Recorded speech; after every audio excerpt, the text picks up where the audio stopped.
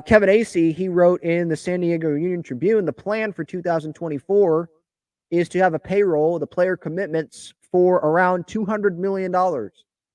If you didn't know, the Padres payroll right now is at around $253 million. So that's a significant drop. $200 million, $253 million, dropping it to 200 mil. And by the way, next year, I believe that the luxury tax threshold is like 237. It's 233 this year. I think 237. So it doesn't have to drop that low for the Padres to be under the luxury tax.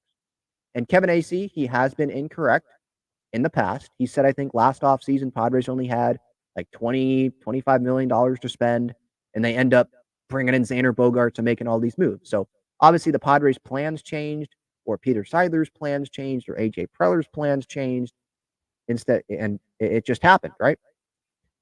So with all that said, this is just reporting from someone that covers this team and has sources in the organization and around baseball, I guess, around the organization. He is saying that, yeah, they plan to decrease payroll, which we already knew about, decrease to around $200 million. But my question is like, okay, how is that going to happen? How are the Padres going to get that if that's what they want to do? Because Soto's making around $30 million next year.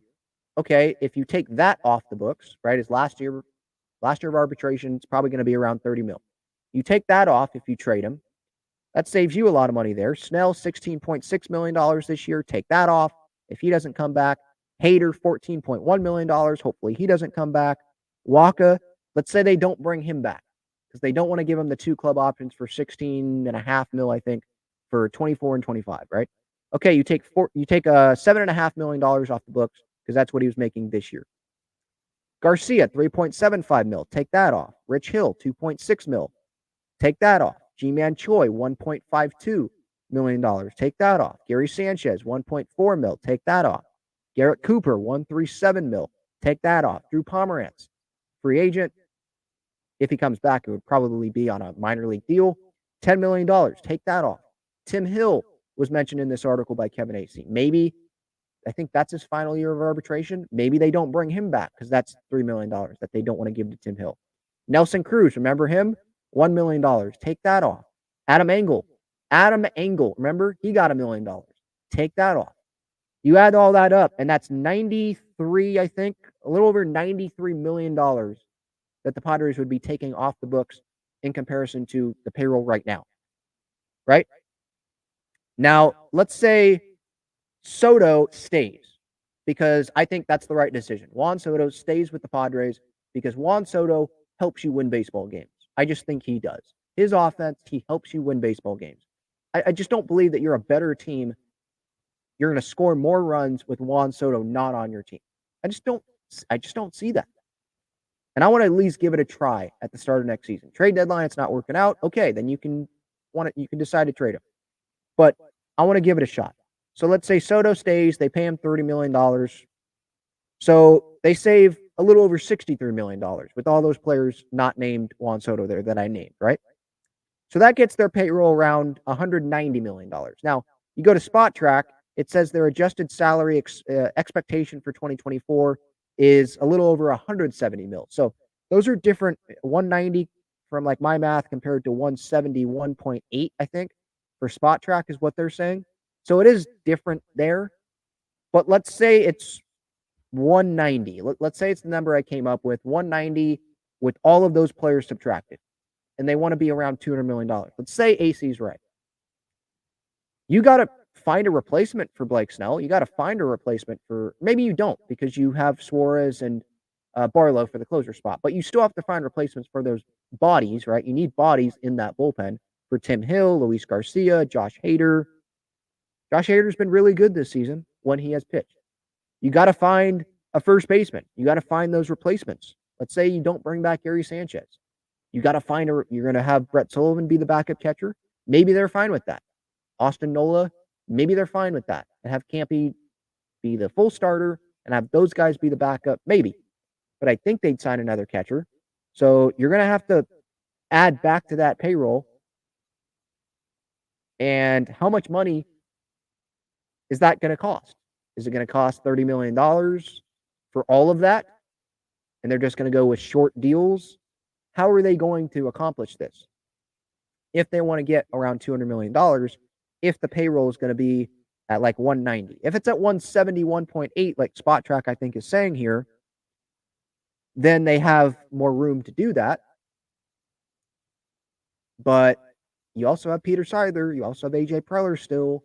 They do some unexpected things in the offseason, and plans can change really quickly based on something that comes up. Maybe someone becomes really interested in a player based on what he is asking for, or Peter Seidler loves a guy and he goes and gives him whatever he wants. They could bring back Michael Wacha, and that adds on to it. Like it's gonna be. I don't think that there's gonna be very much room if they want to get all the way down to 200 million. You're not gonna have much room to make moves, and so I don't see them getting to $200 million. I see them being below the luxury tax. I see them being below 233 next year, but I don't see them getting all the way down to $200 million. That's a $50 million drop. That's a significant drop in payroll. And I know that they probably have to drop the payroll, and I am fine with them dropping the payroll. It's about making the right decisions. As one of the front office people told Kevin Acee in this piece that he wrote the other day, it's about making the right decisions. It's not about just giving the most money to all these players. It's about making the right decisions, bringing the right players in, as the Tampa Bay Rays would tell you, as the New York Mets would tell you, right? Because they didn't make the postseason with even a bigger payroll than the Padres this year, as the Yankees would tell you, right? They're a top 3 payroll team. I think they were ahead of the Padres.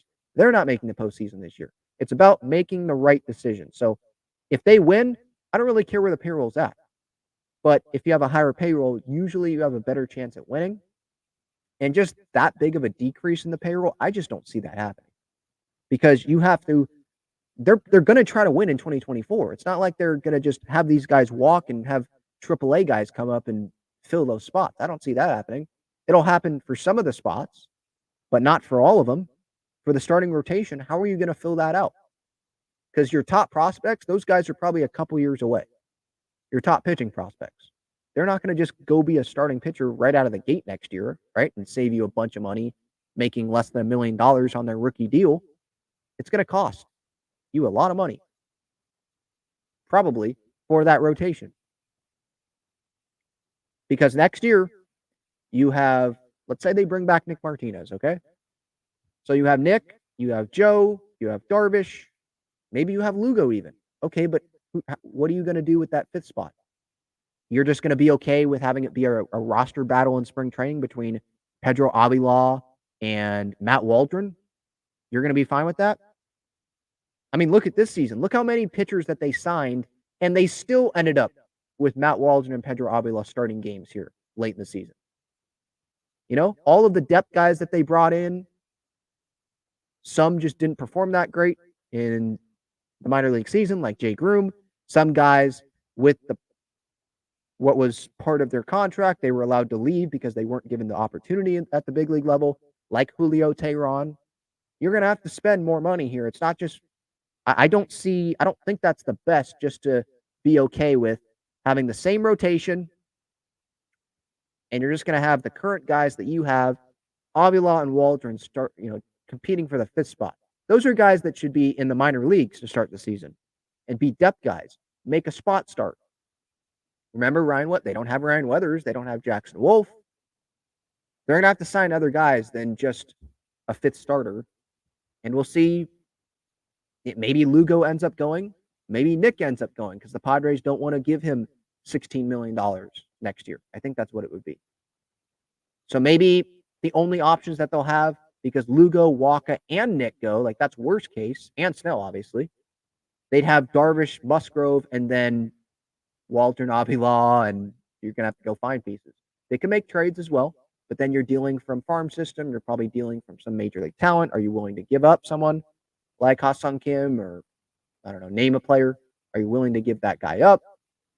So, yeah, I see them getting below 233, and there's a lot of money coming off the books this year, which makes their job a little bit easier, but it's not going to be super easy. I mean, Eric Hosmer's still going to be making money next year, sitting on his couch, not doing anything. I think he's making like $12 million or something for the next couple years. So there's the dead money still that's hurting this team. I'm glad that the Drew Pomerantz contract is off the books, going to be off the books, obviously. But it's about making the right decisions next year for this Padres team. No doubt it is about making the right decisions.